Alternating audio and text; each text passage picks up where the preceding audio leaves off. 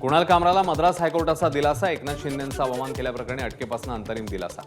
7 एप्रिलपर्यंत अटक न करण्याचे आदेश जारी. 31 मार्चला कुणाल कामरा मुंबई पोलिसांसमोर चौकशीसाठी हजर राहणार. राज्यातील 560 गोशाळांच्या खात्यात देशी गोवंश परिपोषण योजनेचे 25,44,00,00,000 रुपयांचं अनुदान जमा. मुख्यमंत्री फडणवीसांच्या हस्ते ऑनलाईन पद्धतीने जानेवारी, फेब्रुवारी, मार्च अशा 3 महिन्यांचं अनुदान जमा करण्यात आलं. पनवेल महापालिकेकडून चक्क भटके कुत्रे आणि मांजरांचं आधार कार्ड. शहरातील भटके कुत्रे आणि मांजरांची संख्या नियंत्रणात ठेवण्यासाठी अभिनव उपक्रम. दिल्लीचे माजी मुख्यमंत्री अरविंद केजरीवाल यांच्या विरोधात दिल्ली पोलिसांनी दाखल केला एफआयआर. सरकारी पैशाच्या गैरवापराच्या प्रकरणात सार्वजनिक मालमत्ता कायद्याअंतर्गत एफआयआर नोंदवला. या प्रकरणाची 18 एप्रिलला सुनावणी.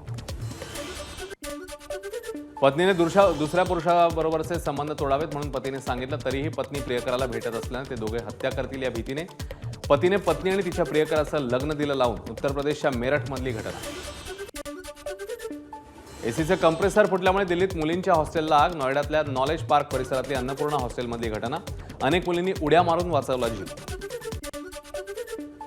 म्यानमारमध्ये 7.7 रिश्टर स्केल भूकंपाचे धक्के.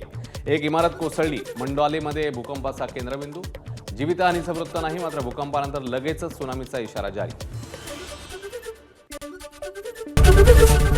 एबीपी माझा, उघडा डोळे बघा नीट.